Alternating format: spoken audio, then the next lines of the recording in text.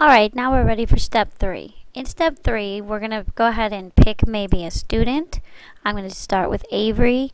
I'm going to go ahead and highlight her 2 scores that she got on her pre and her post test. Then from there, I'm going to create a chart showing her progress that she's had.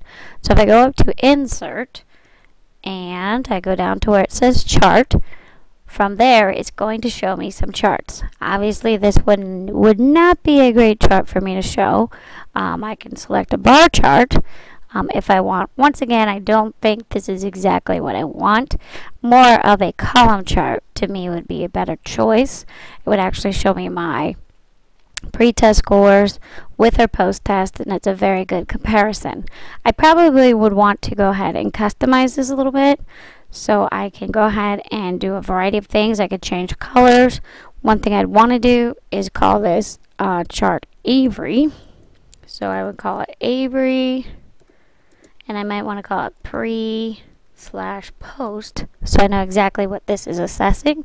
And I would hit Insert, and it would go ahead and change that for me, and it shows a really, really nice chart here. Now, when I click on this, there's a couple things I can do. I can edit it. I can go into a view mode.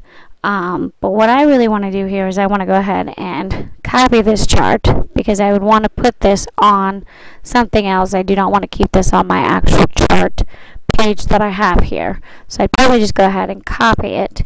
It's going to copy it to the clipboard, and then I can paste it into a document or a presentation. A document would be a lot better.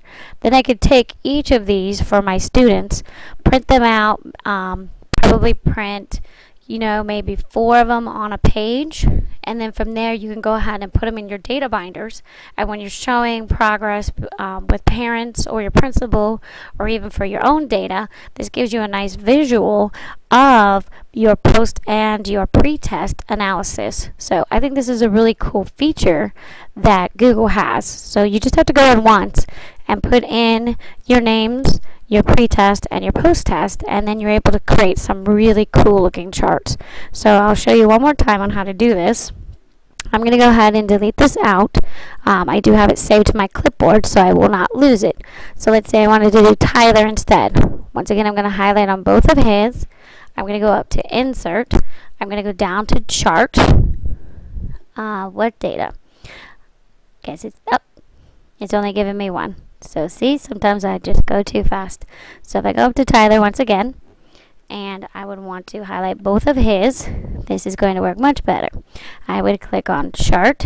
Obviously, this is not a great chart for me to show, so I like the column one. Once again, I would want to go ahead and customize it, and from there, give it a title for Tyler. So I'll go ahead and call it Tyler, and probably pre and post for him. It gives me a nice option. Once again, I can insert it, and I have some choices here when I click on it. Once again, I can go ahead and edit it real quick. As far as the view mode, you can kind of already see it, and I'm also going to want to copy this chart also, or I could also save it as an image. Let's save it as an image this time.